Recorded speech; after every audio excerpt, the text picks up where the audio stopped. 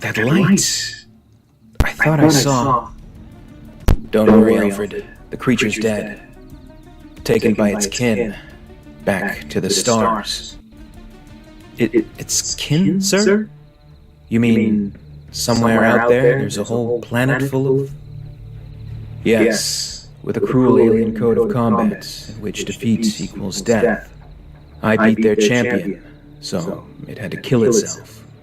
They made me a present of the weapon it used. Another trophy, I guess.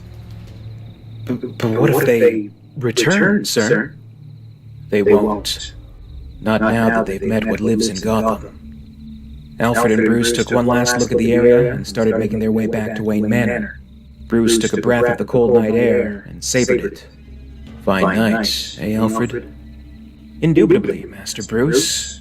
And, if I may say so, a real hunter's moon. The light of the moon guided their journey back home, and the bats returned to the night, leathery wings flapping and dancing, illuminated by the lunar incandescence. The sun would be coming up soon, and Gotham would awake to a new dawn, one that was not raging with violence or any further appearances from the slasher.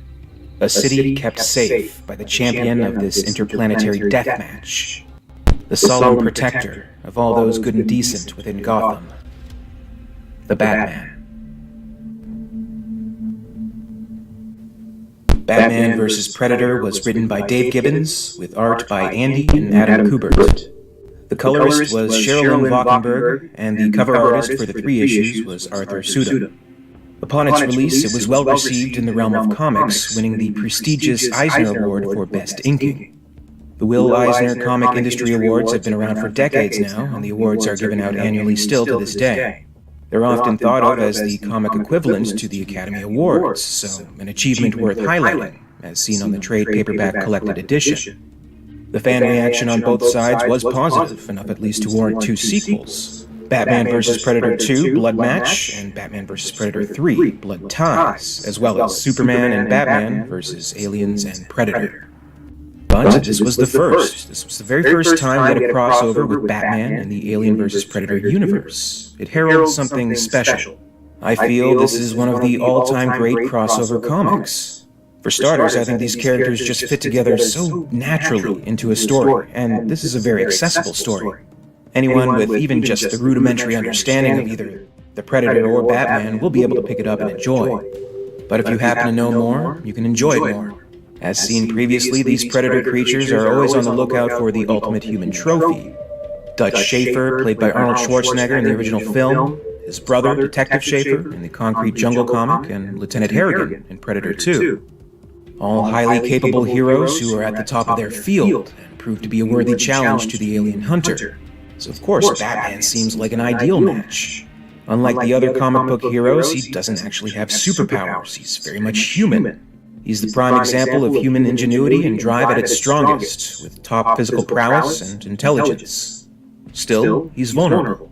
He recognizes that this alien is much stronger than him. That creates a sense of urgency and a truly difficult foe to subdue. This makes the story all the more unpredictable and suspenseful, even if we do know instinctively that Batman obviously has to survive by the end to start another comics. But it's all done in a very fair way. The Predator, quite frankly, fucks him up real good in this one. He's out of commission for over a week. It's rare to see Batman lose an initial fight that badly, and the only other instance of this I can think of, at the top of my head at least, is the infamous fight with Bane where his back is broken in the Nightfall storyline. To gain the edge in the fight, Batman requires his Exo Batsuit, a pretty heavy-duty piece of equipment needed only in extreme situations. Again, if I'm pressed to name another instance of this requirement, I can only think of one off the top of my head, and that's his fight against Superman in The Dark Knight Returns. That was Superman. So I guess what I'm saying is that in the realm of all-time great Batman fights, I truly believe this matchup against the Predator deserves mention alongside those other iconic brawls. I've always been a fan of Batman, like many others, and I always like to keep up with the comics every now and then and revisit some of the classics, and of course watch the movies. I recently saw the newest Batman movie, The Batman, and really enjoyed it. Robert Pattinson was great in his role, and I think the character of Batman is his, as long as he wants it. I'm curious to see where they take this newer world they've created with the sequel. I appreciated how it went for the dark and gritty to the max angle, and yes, I'm a sucker for that kind of stuff. And I really liked how they gave focus to a big murder mystery this time around. It was very intriguing. Batman has to solve the mystery of this elusive killer who's targeting political figures and mob bosses. And, well, I guess it struck me that this Batman vs. Predator comic and this movie have a similar outline, funnily enough. Maybe it could have focused on the media aspect more, like the story does. The whole ecosystem of cops, crime, and news, oddly relying on each other and having this symbiotic relationship plays really well. But maybe the movie was long enough, and there's at least hints of that here and there. Either way, the cinematic journey of the Batman is far from over. But what of the Predator? Well, we do have a new movie, Prey, right around the corner. Everything's still kind of secretive around this production. I mean, if director Dan Trachtenberg had his way, we probably still wouldn't even know it exists. But we actually have a breaking news bulletin. As I've been finishing up the editing of this video, a new teaser trailer has been released, so it might be worth talking about at this point. I can say it certainly lives up to the name teaser. It's very brief, just showing us one little moment from the movie, but I think it establishes the tone they're going for. Trachtenberg on Twitter has proclaimed this one's going to be scary, so we may have many tense scenes to look forward to. We see two characters, presumably Comanche warriors, seeming to be in the middle of tracking down something mysterious in the wilderness. One believes to have spotted it, takes aim with their bow, and the predator aims right back. The three terrifying red dots make a triumphant reappearance. We finally get word of the release date, August 5th, and just a little bit more of the encounter with the invisible hunter as the warrior bears an axe and stares it down in terror. We hear the unsettling clicking and gurgling of the predator and the sound of the wrist blade, then the title screen. That's it. But that's enough for me. It's definitely a good tease and sparked my interest just a little bit further. I'm really curious about this one. It could end up being great and different, or it could end up a mess. Who knows at this point? If you happen to be watching this in the future, let me know if you thought the movie was any good. The year is 2022, and we have a new Batman movie and a new Predator movie, and that sits well with me. As for future crossovers between the two, I won't be holding my breath. It's miraculous enough that we got such DC Dark Horse crossovers in the past, like with Batman, Superman, Green Lantern, and the Justice League, but I don't see anything happening like that anytime soon. But on the plus side, if you are interested in crossovers, then Marvel now having the Predator franchise rights presents a world of possibilities. The new Marvel Predator comics will also be premiering soon, and much like when Alien made its debut, Marvel celebrated the occasion by unleashing a series of variant covers involving classic Marvel characters facing off against the Predator. These aren't actual stories, just covers, but it certainly sparks the imagination.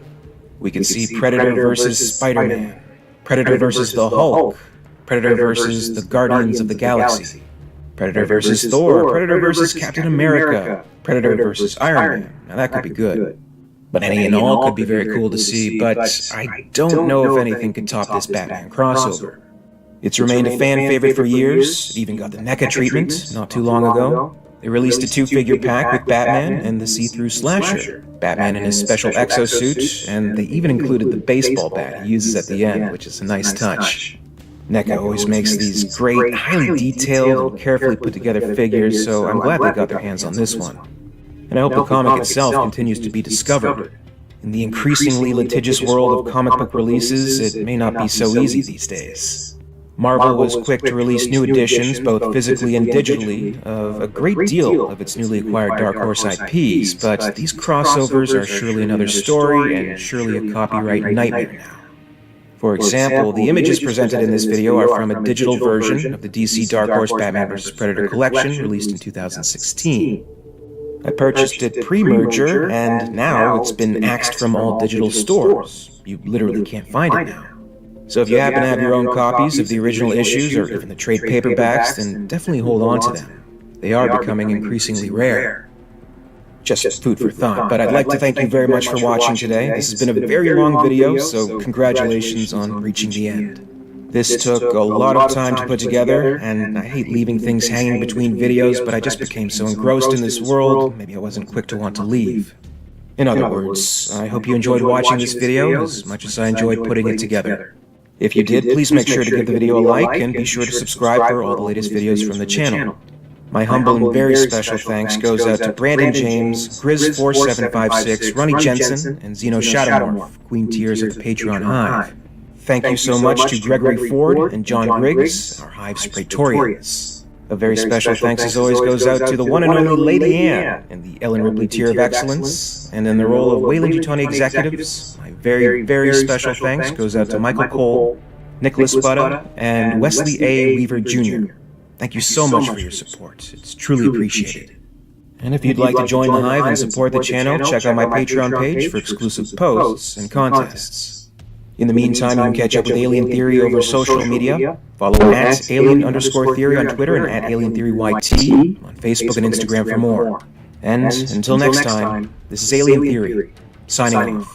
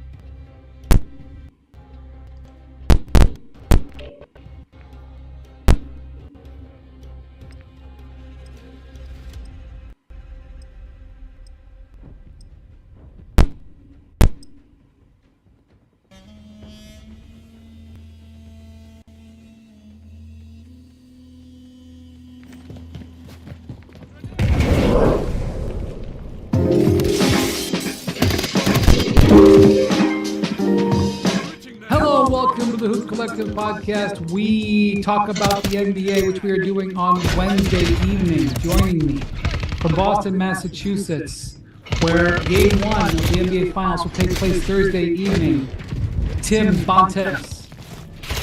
Hello, Ryan. Today, well, actually, you know what? I'll let you finish introductions and then I'll tell the story there. Joining me from Boston, Massachusetts, where he's there to cover Game 1 of the NBA Finals, which begin on Thursday, Dan McMahon.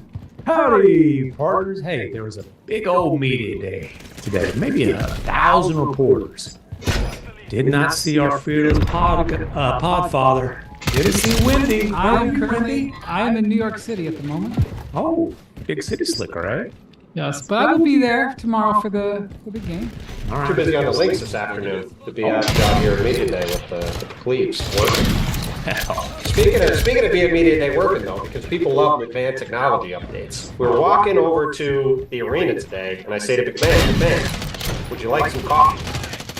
He goes, yeah. I said, okay, I'll just pull out my phone here and order on the phone. Our guy could not get it into his head that you can order ahead to Dunkin' Donuts and have it ready when you get there. You show up and there's the coffee right there. Couldn't get it through his head. What do you think couldn't get it through his head like he'd never heard of this concept? I mean, I've heard of the concept. I've never seen it actually executed. He was dumbfounded by the process. There was something to behold. That is amazing. We love McMahon though, and We do love McMahon. we're so happy that we're all together. Actually, We're not together. I was going to say we're not together. You're too busy golfing today to be here. Otherwise, this would have been in person. It would have been great. Joking. I am still in the office. I don't know what you're talking about. I am in the office where I was at 7 a.m. wearing the same clothes. So I don't know what you're talking about. There's internet evidence that says otherwise, but we'll leave it. Ooh-wee. Listen, it's called team building. We ain't on that team. Speaking of team building, Kyrie and LeBron. Team building. Listen, man. We're not doing that. No, Okay. I was just Half of Kyrie's media availability today was spent on LeBron said nice things about you on his podcast, and Kyrie, answered it very appreciatively and all that, and then at the end, basically, I'm paraphrasing, but essentially said something along the lines of, "Believe it to LeBron to make this all about him right now." He said all about us, but yes, leave it to LeBron, who we haven't seen him play basketball in 3 rounds to dominate conversation at a finals that he's not participating in. So, not here, not now. That's enough for LeBron. Well, stop by other ESPN programming on Thursday for more on that. We talk about the NBA finals. Yes. That's what we're going to do now. All right, so you guys were at Media Day today. Media Day is always half bleep show, one half nonsense, and sometimes there's some interesting stuff.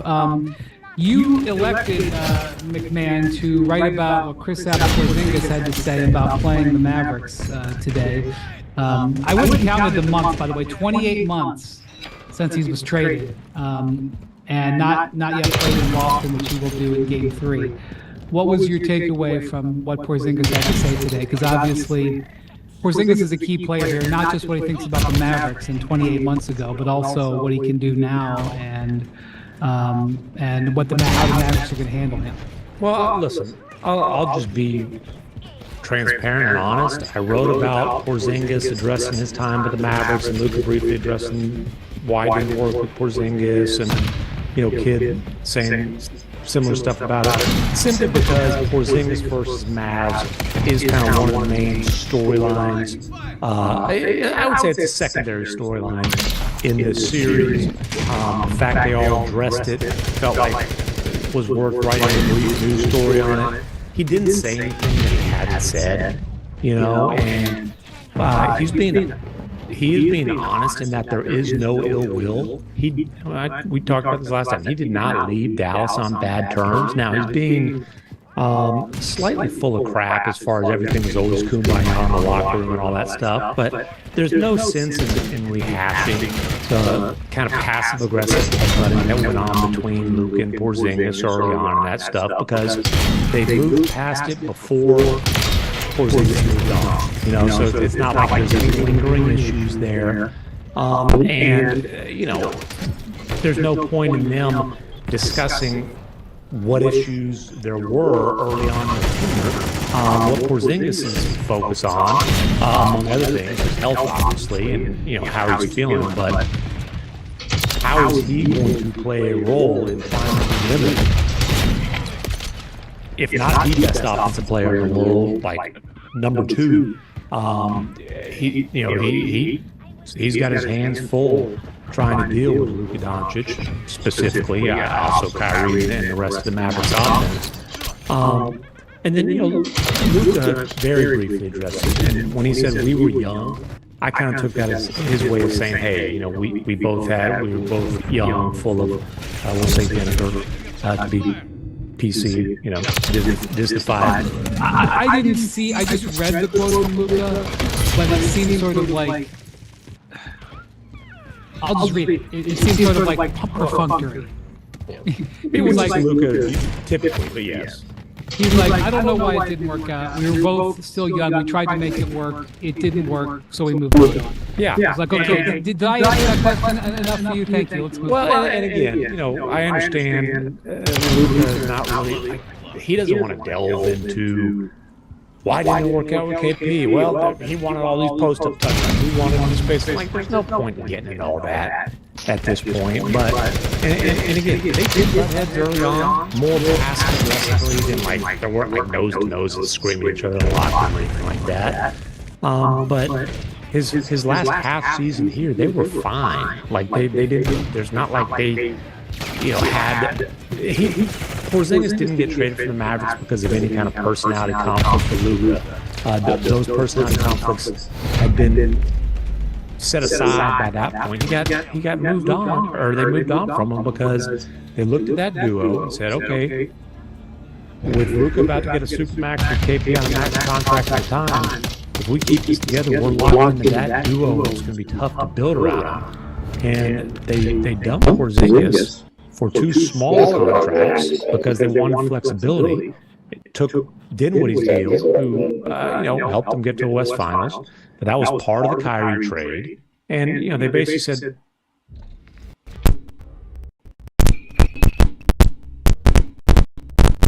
KP and Luka is not going to be a championship caliber duo. We've got to move on from KP and try to figure out another way to go about it. And the odds were against them, but they did that by managing to pull off Kyrie and putting around that duo. You correctly called that a secondary storyline in the series. I would say the primary storyline about Porzingis in the series is one we didn't spend a lot of time talking about, which is whether he's going to actually play. And he was. Well, I know, but he did officially say he was going to play today. But I think the more interesting part was when I asked him, do you think your conditioning level is there where you can play your normal minutes? And he said, I'm honestly not sure, because I haven't played in a long time, and I've only been doing sort of moderate to light work over the past week in practice. Obviously, the Celtics have been practicing, but they're not exactly going like training camp right now. And I certainly think when you look at the series, one of the real fascinating questions to watch is how limiting for Seth Porzingis play. Can he play 30? Can he play 35? Can he play 20? Like, what's the range going to be? And how effective can he be? Because the one place the Celtics have been consistently vulnerable in these playoffs is defensively at the rim. They have been bad, and Porzingis obviously will be a significant threat there. And then at the other end, we haven't really seen Dallas centers be tested by a 5-out lineup yet. Because whether Josh Giddey was out there for the Thunder, whether they didn't necessarily trust Chet Holmgren, I think, to beat them in the same way they'd probably be afraid about Porzingis shooting at the other end. And then obviously Minnesota's playing Rudy Gobert a lot of the time in the last round. It's going to be very interesting to see how they are able to match up with Boston if Porzingis is out there playing at his full capacity. And I think we're not going to really know until tomorrow night what that capacity actually is going to be. Yeah, I was watching a highlight package that they put together at ESPN on how Porzingis played against the Mavericks the last time they actually played, which was in Boston, obviously. And I don't remember what his stats were from that game, but he had 4 threes. I think it was 4 of 8 and 3. They showed all of them that he made, and I think they were all above the break threes. And that's really where he shoots from. That's a huge factor in this series to me, is Porzingis shoots from the top of the key or the wings. He does not just shoot in the corner.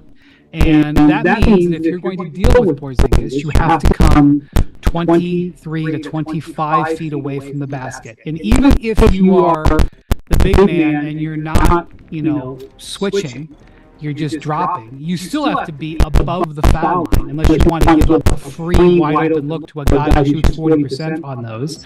And that is a big thing. So just having Porzingis out there and running a high pick and pop where, anybody who comes off of it, whoever that defender is, but I would assume that they're going to bring the bigs up there. They're going to, it's going to be Porzingis coming up and maybe that pick and pop. It's going to take Lively and Daniel Gafford away from the rim. And every step that Lively and Gafford move away from the rim on offense or on defense is a move in the right direction. And so, to me, two of the things that I'm going to be watching a lot, sometimes you think things are going to be important at the start of the series, they end up not being important at all. I mean, in 10, 15 days from now, we can probably come back to this pod and listen to what we were saying. And boy, those guys didn't know what they were talking about. But one of the, two things I'm going to be watching is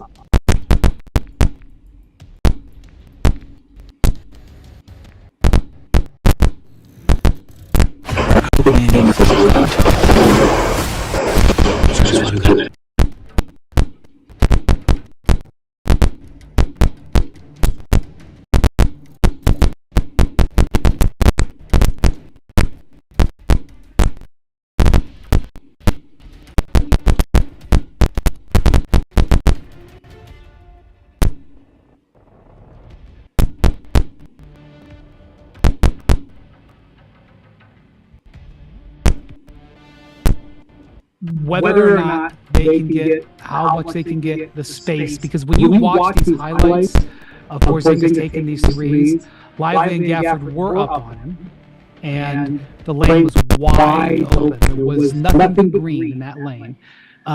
Secondly, what I want to watch is at the other end, which is whether or not the Celtics can get away with just having their guards on Luka and not having him light them up for 20 points in the first quarter or 20 points in the first 7 minutes of the fourth quarter, and they have to go to a double team.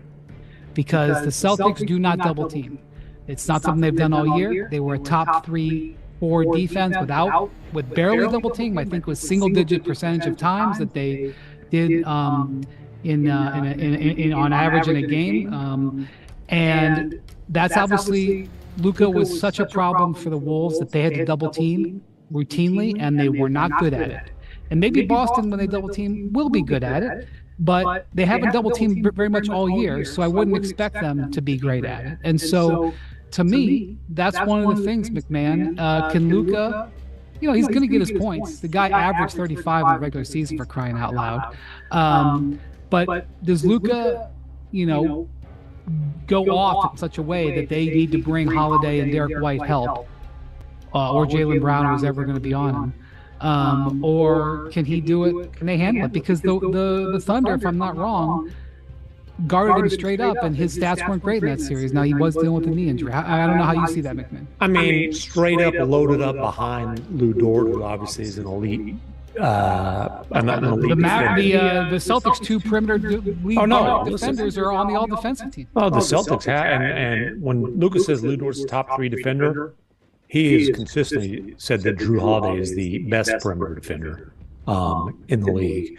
The Porzingis thing is going to be interesting. If you're the Mavericks, do you need to see him make 1 or 2 before you really respect him as a 3-point threat coming off of, what has it been, 6 weeks? 6 weeks off. Do you need? Is he? I'd personally be surprised if they let him get in the rhythm. Like I'm saying, just before you really aggressively do that, but because their whole thing all playoffs long has been pack the paint. Now, this is a different beast. This is the team that led the league in threes made and threes attempted by a wide margin. I don't know that this is going to be a big Daniel Gafford series just because of the way that the Celtics stretch you out defensively. It wouldn't surprise me if we do see a fair amount of Maxi Kleber at the 5. He is a very good perimeter defender, a very switchy perimeter defender. But I tell you what, man, I think this is going to be a big time Derek Lively the second series. He has become an outstanding perimeter defender. I point you to the play right before Luka hit the game winner over Gobert when he got switched on to Anthony Edwards and Ant couldn't do anything with it and ended up throwing the ball out of bounds when he had nowhere to go. I also point you to Game 6 against the Thunder when that's look, Giddey wasn't in that game a whole lot, and the Thunder lit the Mavs up from the corners. for the whole first half. And I forgot what they were up at halftime, but it was, it was a double-figure lead. 17 or 18. Lively checks in early in the third quarter, played the rest of the game, ended up being plus 26 in 30 minutes. And the Mavs basically had him in kind of a one-man zone. And I tell you what, at 7'1", he was protecting the rim and contesting in the corners. It was like, forget the double-double. What he did defensively in that game was phenomenal. So, again, for the Mavericks to win this series, So that's why we gotta outthink them. You can't kill me. Nothing can. Not when you're at the top of the game.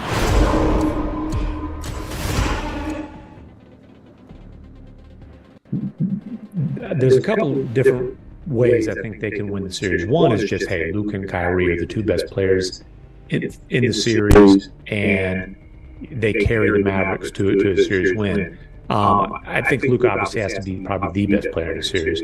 But the other thing, Derek Lively has to be the most impactful rookie in a finals since maybe Magic Johnson. And that sounds like a really, really bold statement. But if you think about it, like, not that many rookies are that impactful in the finals because the best rookies aren't sniffing the finals. I think the last rookie to be a real major impact in the finals for a champion was Sam Cassell. So what is that, like almost 30 years ago?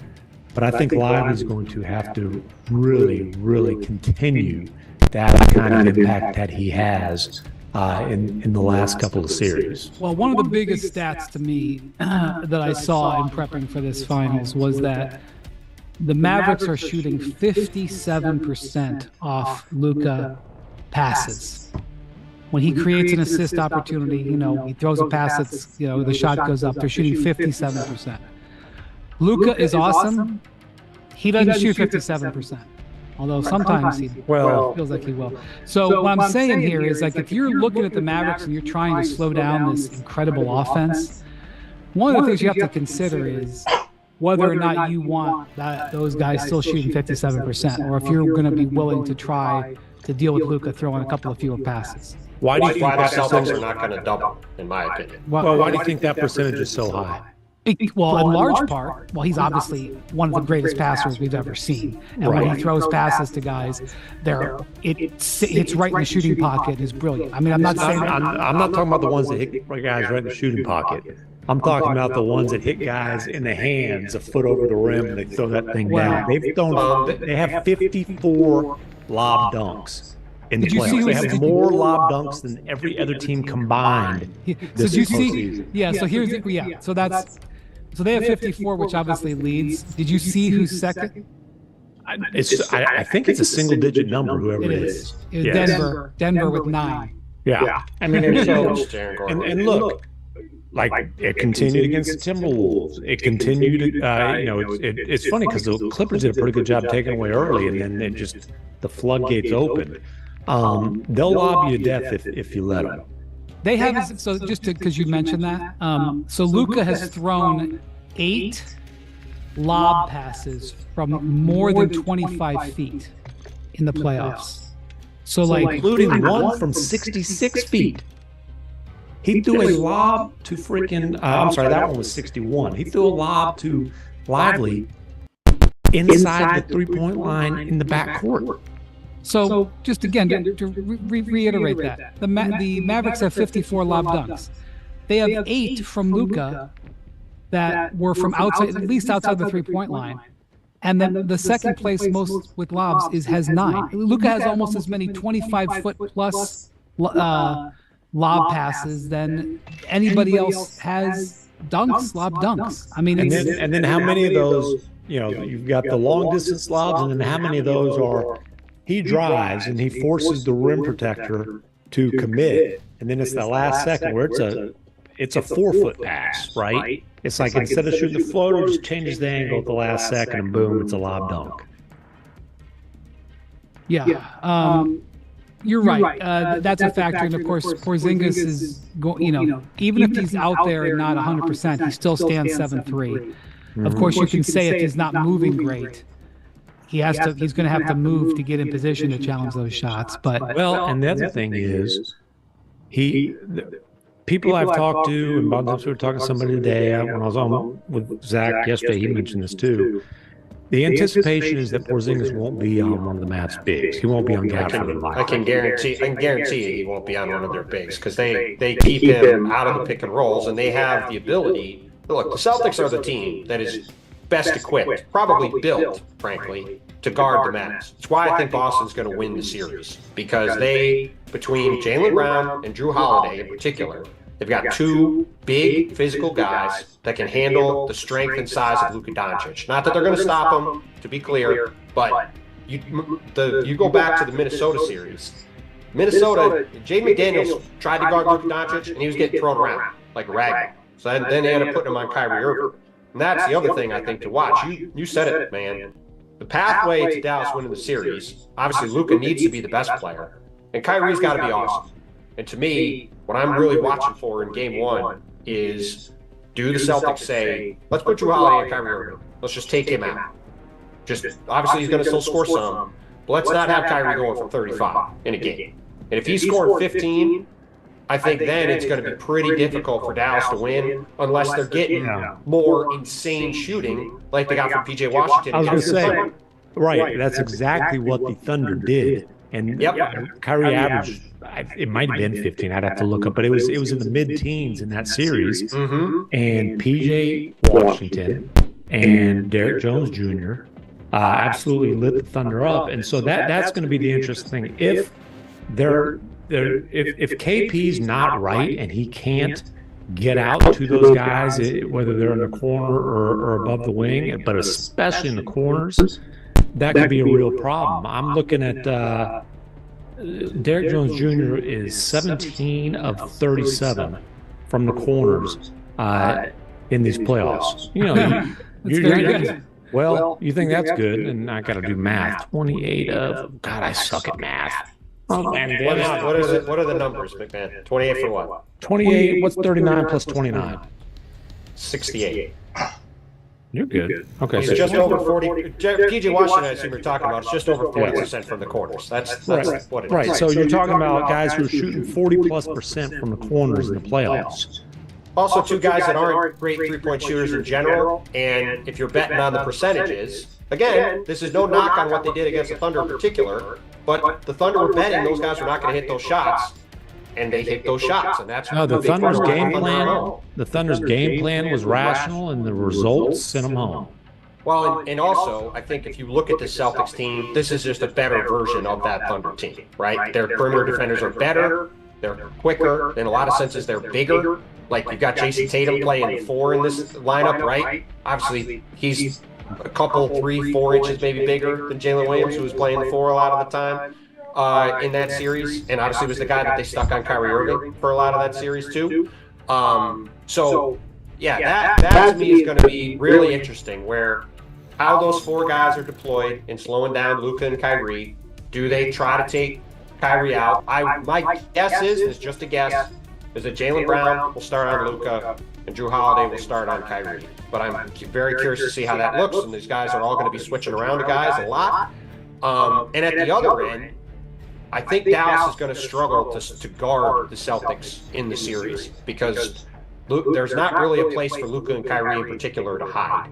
And so that is, to me, going to be the other battleground, is how does Dallas match up with the Celtics, and can Boston take advantage of those guys in half-court settings when they've got 5 guys out there when KP is playing who are pretty monster threats offensively.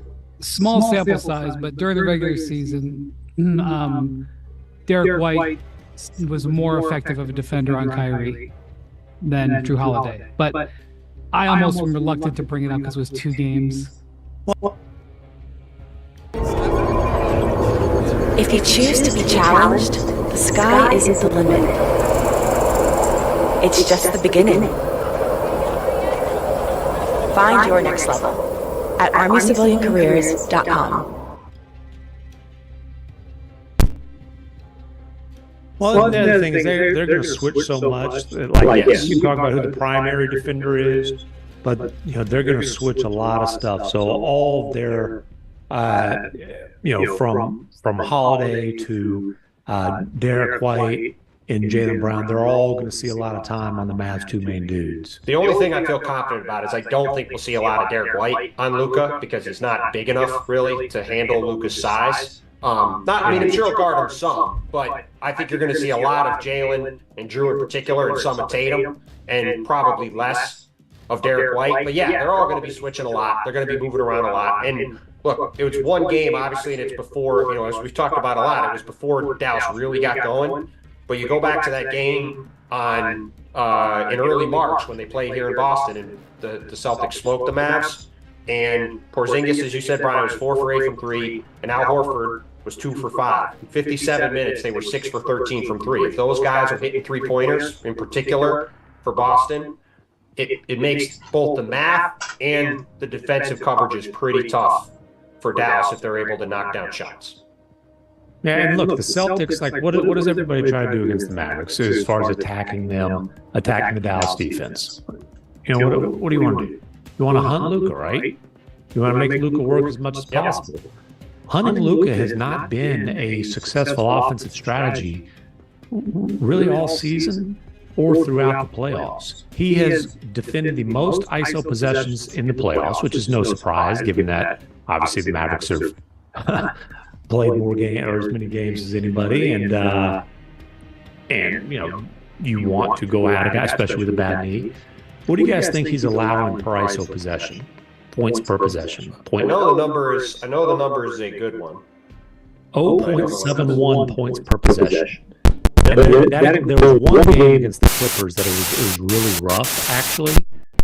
I think that was game 3. It was whatever home game the Mavericks lost. It was really rough. Other than that, he's been really, really good. And there were, I remember after game 2 against the Clippers, Ty Lue basically said, we got too stagnant because we were just trying to hunt Luka instead of, playing our offense and playing rhythm basketball. So it will be interesting to see how much Boston tries to do that and how successful.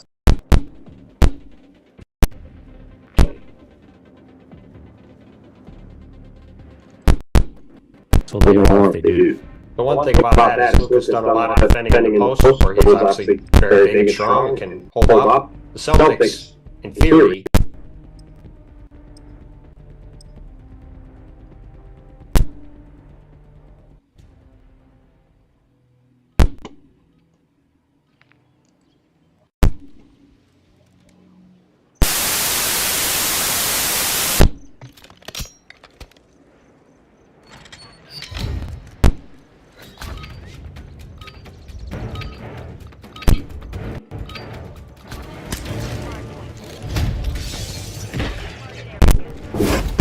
You just got promoted to contract killer. Just gotta get better candidates. Yeah.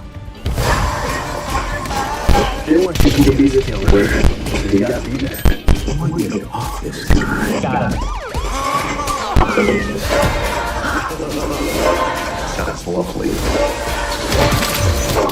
Okay, Daniel Day. Hitman, radar.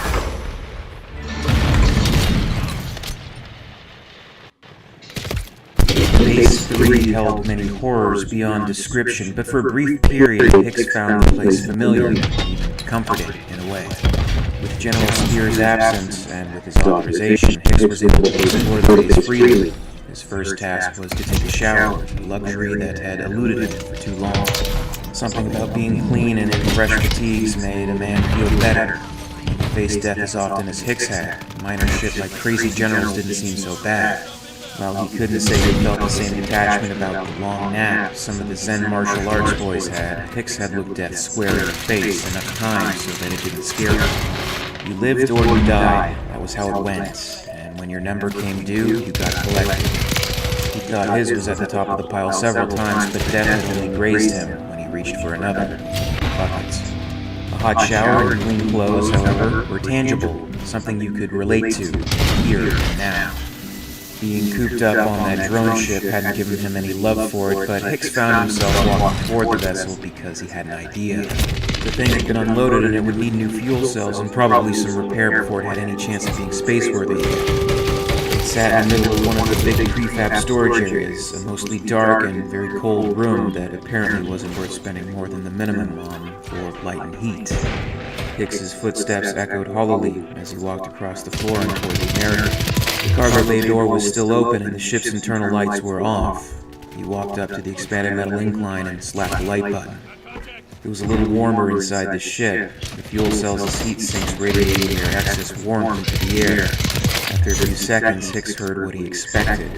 Footsteps outside the ship. Whoever was following him was approaching.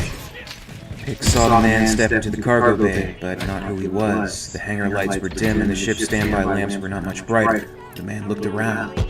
"Over here," Hicks said. It was Powell. He gave Hicks a cut wave. Hicks shut up. Watched as the Major pulled some kind of electronic sniffer from his belt and touched the control buttons. A green LED lit on the little black plastic rectangle. "Okay, clear." "Walls have ears," Hicks said. Powell answered. "And the ceiling has eyes. Everywhere on the base, except in here. Another few days and this ship will be bugged too." Spears. He's insane, you know. Hicks was aware he'd have to tread through these next few moments very carefully. "No, I don't know. Tell me about it," Hicks said. "He lives for his scheme of retaking the Earth and being the hero of the millennium. He thinks everybody is out to get him. He runs a poison scan on his food and still makes an orderly taste it first. He sees conspiracies everywhere. In normal times, the mind-benders would be lining up to write books about it." "Normal times," Hicks said. "It's been a while since then." Powell nodded. "Yes." The man paused, sighed, seemed to gather his thoughts. "Maybe we're beyond reason as a species. Maybe what mankind needs is a sociopath psychotic killer to match the aliens." He shook his head. "But you don't believe it," Hicks said. "No, maybe a step backward. Return to the caves. We're better than that. We've achieved civilization, the stars. We can't go back. Not to defend Spears, but dialogue doesn't seem to work too well on these things," Hicks said. "I understand that, but the Queens are intelligent. They can be communicated with. We've done it here. Our Queen is cooperating, after a fashion. They want what we want, to survive, to thrive. If you're preaching the Brotherhood of Lifeline, Major, you're wasting your time. I've seen my friends slaughtered by these fuckers. I was on Earth just before they nuked a big chunk of it rather than taking them alive." I know. I'm not saying we should hug the aliens and expect smiles all around. Sharing the same world with the aliens isn't likely. They're too much like we were a million years ago, too egocentric to think of life forms other than their own. No, I'm not suggesting such a thing. But we are supposed to be intelligent, to be civilized. War is stupid. Annihilation of entire species is barbaric. Funny, coming from a major in the colonial marines. Not all military men are killers, sergeants. Neither are all officers automatically savage morons. Could have fooled me, Hicks said, but he grinned. Powell was somebody with conscience, and he was obviously trying to do something here. Hicks wasn't sure just what, yes, but he had a feeling he was going to find out. "Okay, so what's the scat, Major? Why are you telling me all this and risking your own ass?" Powell nodded and took a deep breath. He told him everything. The colony, the experiments, General Spears' grand plan, his own reports. He had all the evidence on disk to prove it. To ensure trust during this dangerous conversation, Powell made sure not to leave out any details. He's been feeding the experimental subjects all kinds of chem the scientists say might have some effect on the things. We don't know if it's working or not. The body chemistry of these creatures is astounding. Hicks touched the scar on his face without conscious thoughts. He realized what he was doing, dropped his hand and said, "Yeah, I noticed. Acid blood probably fucks up your basic tranquilizer pretty good. You've done some conditioning exercises with the Queen. She doesn't appear particularly concerned with the fate of individual drones. We've killed them, and she doesn't display distress in any way that shows. But if you threaten or destroy any of her eggs, she becomes very agitated. Fetch the stick, or we squash the babies." Something like that, yes. It seems to work. And the Queen controls the drones. We aren't sure how, some kind of telepathic or extremely low-frequency radiopathic waves, something. We put put a single human subject in a chamber filled with alien drones. An egg and a blowtorch with which to threaten it, the Queen watching, and one of the aliens touched the man. Jesus, cold-blooded fuckers. It wasn't my idea, Hicks. Spears runs the show here. Why doesn't somebody put a bullet in him? Shove a grenade under his bidet? He has his supporters, and like I said, he's very careful. Hicks shook his head. He trusts you? Not really. But you could put him away. Thinking he'd be a man. I'm not a murderer, Powell said. Not even Spears. Powell chewed on his own comments for a second. Listen, he said. I joined the service to do my duty for my planet. I was studying for the priesthood at the time. I planned to finish my training and become a chaplain. It didn't work out. I got sidetracked, so I wound up here. What Spears has done sickens me, but the path to the light is not by creating more darkness. Hicks stared at the man. He'd run into guys like Powell before. The military had to have a certain number of medics and religious types. Their bent, what they did or who they were before they joined up, was usually pacifistic. If you were wounded in battle, you needed somebody to stable you back together, so a surgeon. If you're emotionally burned out, some kind of counselor, though Hicks himself had never had much use for those, psychologists or fathers. They were necessary, but you didn't want one next to you when the drill flamed on and the other side started shooting, and you didn't want one in charge when your ass was on the line. It wasn't that way with all of them. Hicks had seen medics who would just as soon carve your heart out as smile at you, and of various gods who would cheerfully burn a stadium full of small children if they thought that's what their David wanted. But Powell wasn't one of those. And given the situation, and it was bad news. So what did the man want? Why was he telling Hicks all of this? Abruptly, it dawned on Hicks exactly why. Powell was one of those who bought his meat flash-wrapped at the market, or pretended it was soy pro, but still ate it. He wasn't a hunter himself, but he wasn't above enjoying the taste of the game, once it had been sanitized and neatly packaged. Once the thing had been gutted and the blood drained, he would eat it, but he wouldn't hunt and kill it. And he at least knew a hunter when he saw one. Hicks nodded to himself. Fine, he could live with that. He was used to doing the dirty work himself. The Queen has learned to obey the General, Powell said. He leaned against a bulkhead, staring at the floor. Obey him, Hicks said. They'd been in the little ship a long time. Hicks was beginning to feel stiff and cramped, but he wanted to hear as much of it as Powell could get out before they had to break this off. Oh yes, Spears started training her like a dog, used a cigar lighter. He'd have a trooper with a flamethrower roast an egg while the Queen watched. After she calmed down, he'd put a human into the testing cage with her. When she went to the bait, he'd pop the cigar lighter on and hold it next to another egg. The Queen picked it up fast. You could leave a man with her and a dozen drones for hours and none of them would touch him. She's not stupid, the Queen. It seems odd, though, Powell continued, that the Queen would sacrifice the drones without a second thought, but she'll obey Spears to protect the eggs. Hicks shrugged. She's an alien. What drives her doesn't drive us. Maybe her responsibility ends when the damn things hatch. That's what Spears thinks, but she controls the drones. Telepathically, empathically, we don't have the sophisticated gear here to be sure exactly how.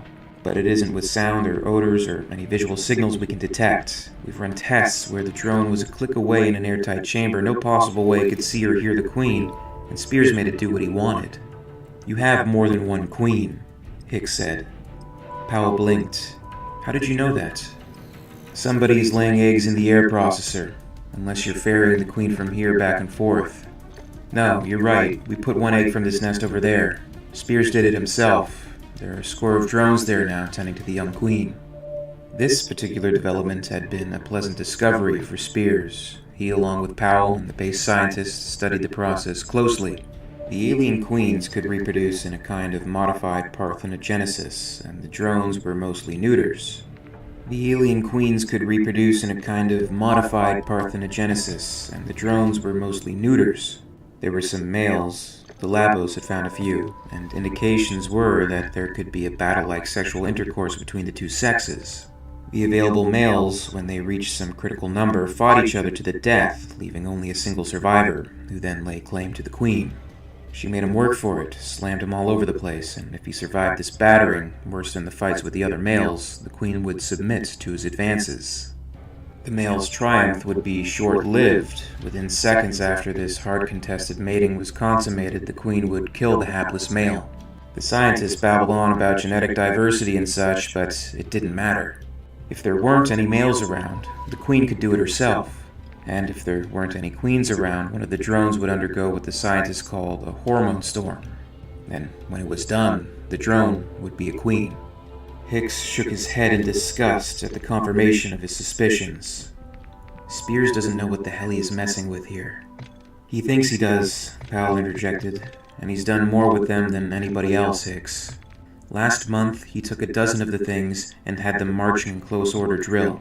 He's taught several of them how to hold a modified M69 machine gun and had them shooting the weapon. Jesus. Yes. It's Maggie's drawers for accuracy. They can't hit anything smaller than a wall, even at close range, but still.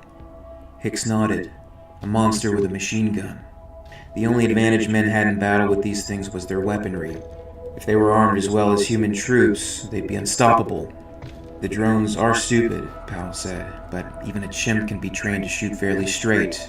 And we think the Queen's connection with the drones gives her the ability to see what she sees. And the Queen is probably as smart as we are, according to the psychologists. Buddha fucking Christ. Crude, but apt. Hicks stood, paced across the room. But what's the point? Earth is history. When we left there, it was already nearly overrun. A few more years and everybody there will be dead. A few clean neutron bombs after that would sterilize the place. All this cowboy shit is stupid. This isn't about saving the Earth or anybody on it, the Major said.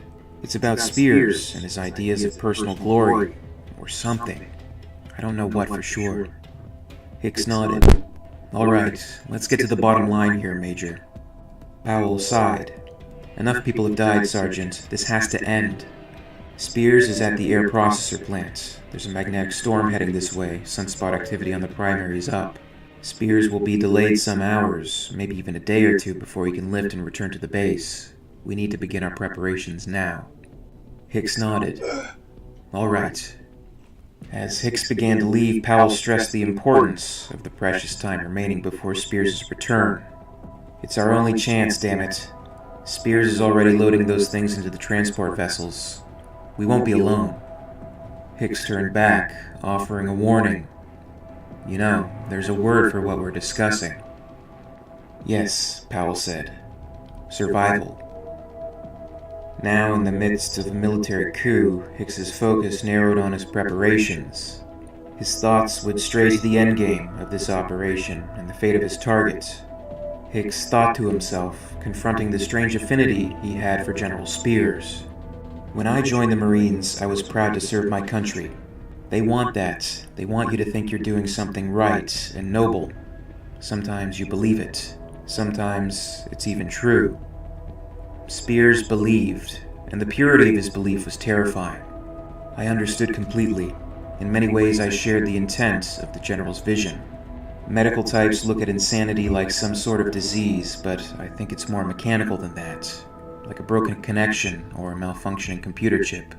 Life, thought, emotion, just electrical pulses passing between different lobes of the brain. When something mechanical fails, you don't waste time with psychology. You either repair it or replace it. I knew I'd have to kill him.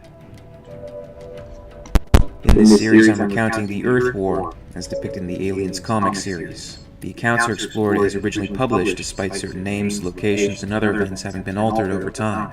For more on the Earth War, you can check out the accounts of the Earth War playlist on the end screen, and stay tuned for the latest videos. As always, I'd like to thank you very much for watching. I really appreciate it, and if you enjoyed this video, please make sure to give it a like, and you can also subscribe for all the latest videos from the channel. A very, very special thanks goes out to Wayland Yutani executives, Emirik, and Lady Anne, part of our Patreon Hive. Thank you guys. If you'd like to join the Hive and support the channel, check out my Patreon page for exclusive posts and contests. In the meantime, you can catch up with Alien Theory over social media. Follow @alien_theory on Twitter and @alientheoryyt on Facebook and Instagram for more. And until next time, this is Alien Theory, signing off.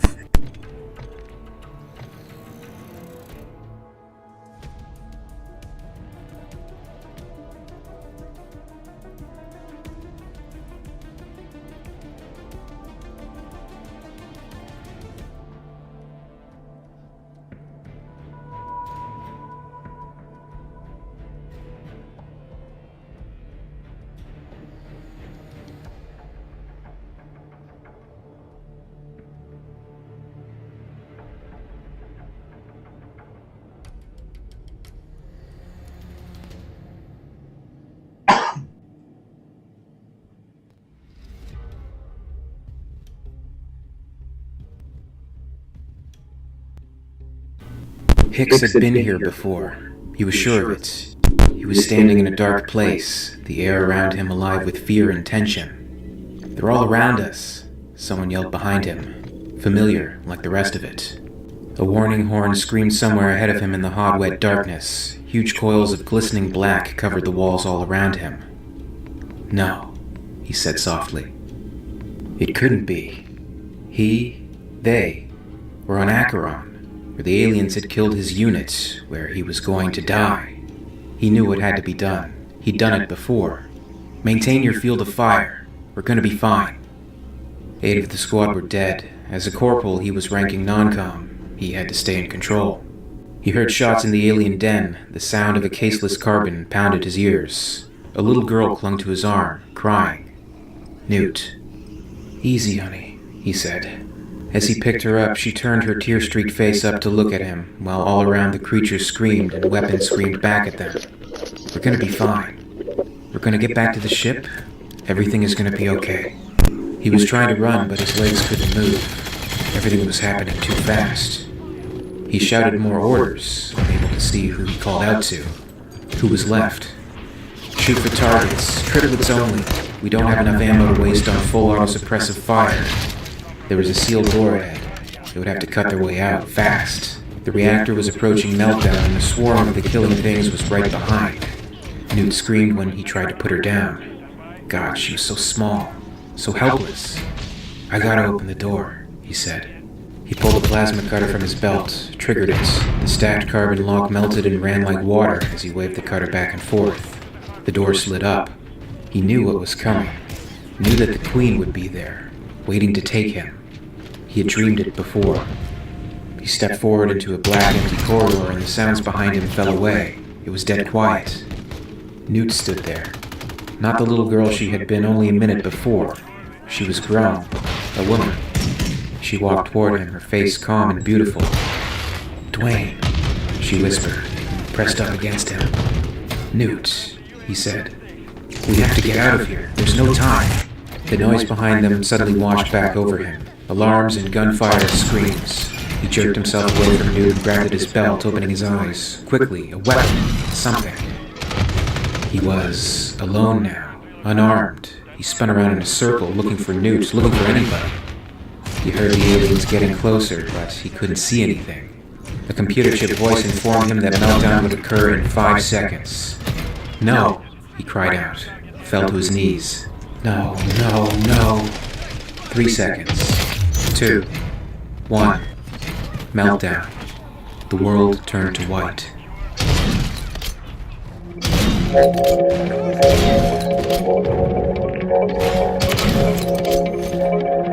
Like, we're tackling the biggest challenge that the business owners resoundingly mentioned. What's the number one challenge of business owners today? Invariably, every time, I've asked it hundreds of times, the answer is always something related to people. Right? Well, when we tell you our 2 most important systems within Big B Coffee are designed to tackle that challenge and make your business operationally more efficient. If you went polled our top 10% of our franchise owners from a performance perspective, I think you would have a very definitive statement that they would say that this is advice to a new franchisee to follow the systems. Hicks eased back into a semi-conscious state, drink still in hand, screen still flickering. Gateway Station was home to many lockups, and Hicks had discovered files of the Sulaco's crew. Eyes only, of course. Sulaco, he muttered. Stupid goddamn name for a ship. Maybe that's why it fit. Apone, Hudson, Vasquez. In the world, they were nothing. But out there, they were my friends. I would have died for them. Should have died for them.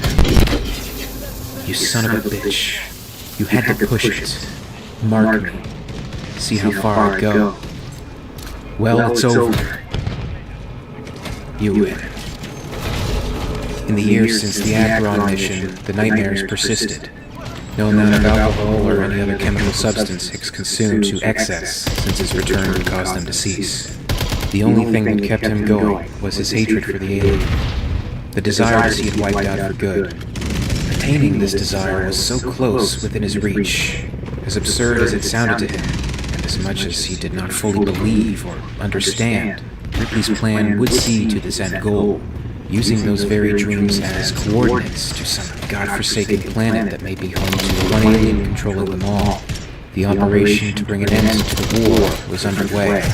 It was a long shot. It was risky, but he had nothing left. He had given everything he could so far. It was worth giving one last shot. It was worth giving his life for, which he was convinced he may have to do before this was all over. Newt was still collecting data from the Dreamers, conducting interviews, collecting details and possibilities of these coordinates. Data was syncing up, though not exact. A final visit was paid to the last Dreamer on Newt's list, a Lieutenant Charlene Adcox, USCM. She visited the Marines' quarters, knocking on her door, while elsewhere, Falk and Tully were searching the station's storerooms in search of a particular set of items at Ripley's request. Lieutenant Adcox. Yes. My name is Newt. Could I speak to you for a moment? Concerning? It's about the dreams. How did you get my name? There are others having the same dream. Some of us rascaled the psychiatric files. Okay. How many others? We can't tell for sure. Upwards of 50, at least. They're all the same. They're transmissions, not dreams. The aliens are telepathic or empathic, whatever. It isn't coincidence. No, it doesn't sound like it. What do you want from me? You can tell me where you think she is. There are several possibilities described in these files. Only a few of us seem to be able to see locations in the dreams, and you're one of them. We want you to find her. To kill her. Yes. Her and her children. Falk was growing frustrated during his search with Tully. We're as crazy as Ripley, he muttered. Flying halfway to hell, and for what? Even if this thing exists, who says we'll be able to catch it? Here. Ripley convinced the base commander to hold them while she arranged for a ship. Storeroom's been under lock and key ever since. The idea of having them aboard gives the rank file the jitters. They're dead, Tully scoffed. Doesn't the crew understand that? Sure, I guess. Christ, I don't know. Sometimes I'm not sure I do. Falk steadied the beam of his flashlight on the objects of their search. A couple dozen specimens had been brought to Gateway in order to run biological weapons tests before everything went to hell. Work began on their transport. Hicks traveled to the offices of one Captain McQuaid, a seasoned Marine, at times blunt but reliable for the right information. Hicks approached the captain. I wanted to check something. Who'd I talk with to requisition a transport? McQuaid grinned. God, maybe. You're kidding, right? Hypothetically, let's say I wanted to go pick up a weapon that might wipe out the infestation on Earth. Could I get a ship? What kind of a weapon? A hypothetical one. Well, first of all, you'd have to have proof of this weapon, no hypothetical about it. Take that to General Peters, maybe Davison, get an okay, a volunteer crew, and fill out the forms. I gotta tell you, I'll have a fuck of a time, even with solid evidence. Why's that? In the last 4 months, there have been 3 attempts to get to and from Earth. 3 official attempts, if you know what I mean. Hicks nodded. That meant other times that nobody wanted to talk about. The first ship came back with a dozen or so new civilians, but 4 Marines outright dead or gone out of an 8-man crew. On the second, we lost almost all the crew and got zip rescues to show for it. And the third? Didn't come back. It's like the things knew the ships were coming and were laying for them. They're planning another mission soon. You know how the brass hates to have its butt kicked, although you didn't hear it from me. My point is, getting a ship to do something that could maybe help isn't high priority right now. Even scout ships are worth more than diamonds these days. And all Hicks wanted was a fully loaded starship to take God knew where across the galaxy to kidnap the mother of all aliens, hypothetically speaking. McQuaid's information hadn't exactly been a surprise, and if it were just him, he'd fuck going through the proper channels and just take a ship. He'd done that, and he knew how it worked. But he didn't exactly live in a void. Someone else was in charge, and if Ripley wanted to try and go by the book, he'd do what he could to help. But unless the General was dreaming of the alien Super Queen, proving anything was going to be a bitch. Newt had the data prepared. All the Dreamers, including Adcox, had fingered the same system. They had their planet. It was something, at least, but it was up to their superiors for the transport approval.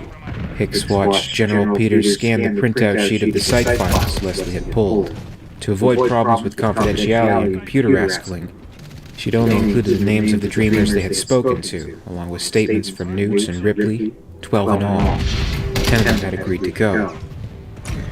And you say that the dream is the same in all of these cases, Corporal? The General spoke without looking up.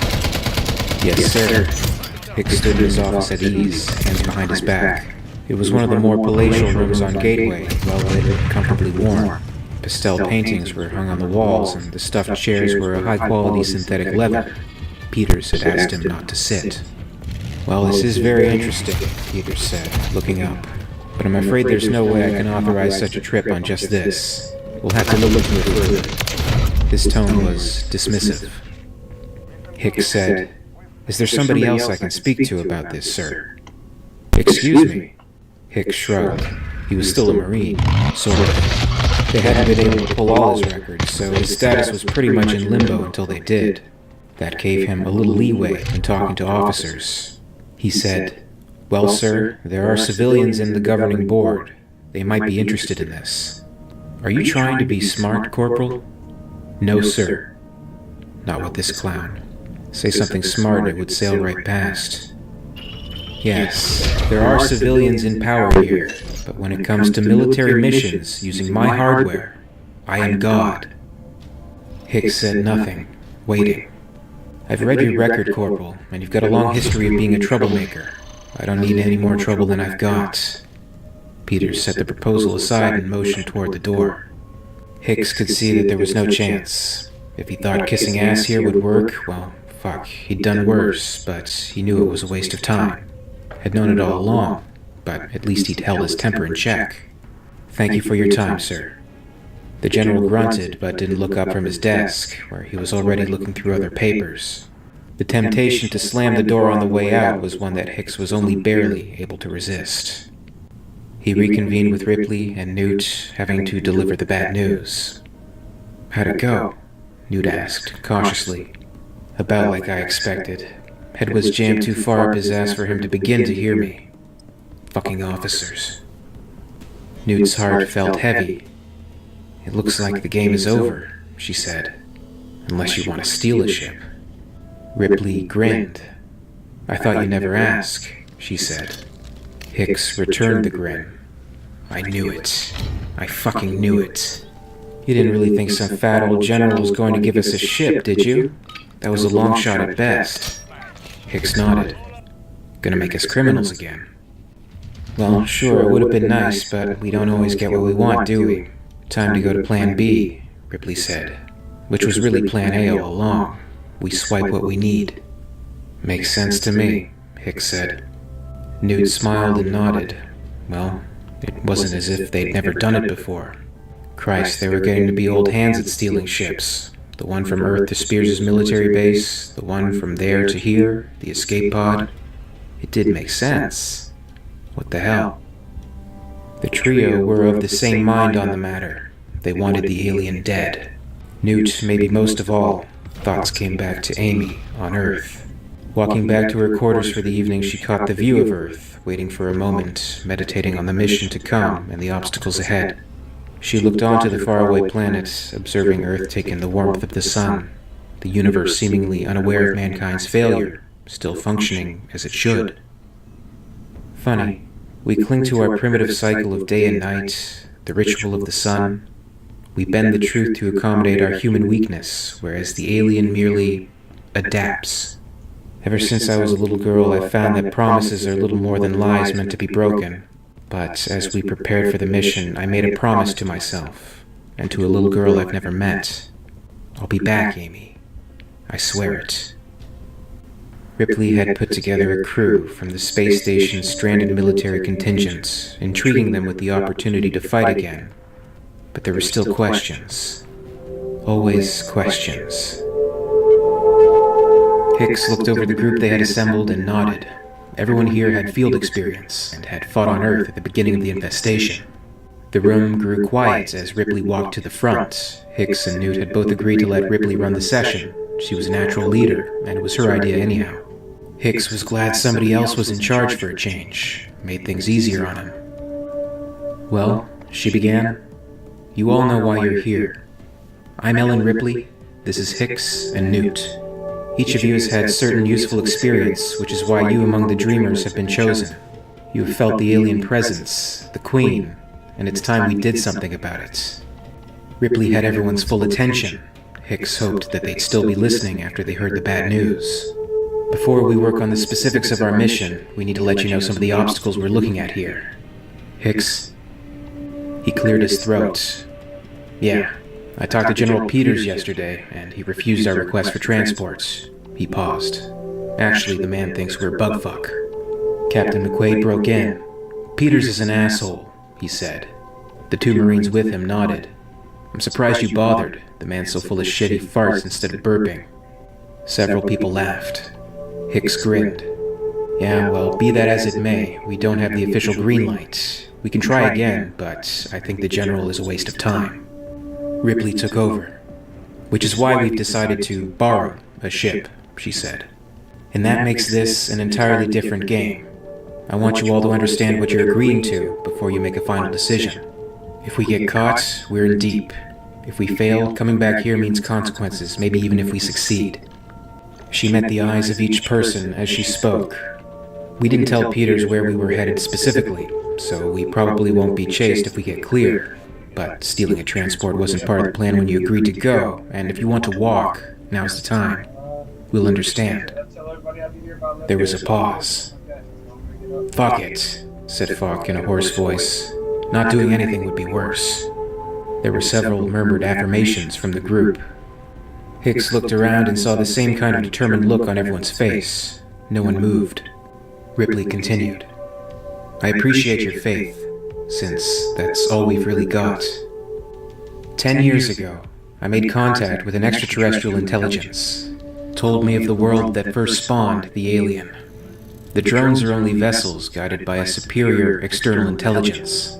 Many of us have felt this alien presence, the tortured, empathetic bond it shares with its children, its hunger to be whole again. The creatures were never meant to be apart. Together they create the nexus of alien life. One cannot endure without the other. But they were separated, spreading between worlds like seeds in the wind. And through it all, she's been calling to them. Calling them back.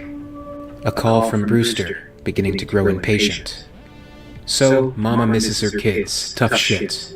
What the hell are we going to do about it? Ripley went straight to the point. The bitch wants her babies. We can't bring them to her, so we'll bring her to Earth. In this. The shells are impervious to the alien's acid, but more importantly, they'll suggest home, family, her lost brood. Before the Earth was lost, a government scientist named Arona conceived a plan to detonate multiple nuclear warheads in the infested areas. Arona died before the bombs could be triggered. Why didn't somebody else do it? Another call from the crowd. Some malfunction, maybe. Maybe somebody got cold feet when it came time to push the button. Probably anybody who could say is dead.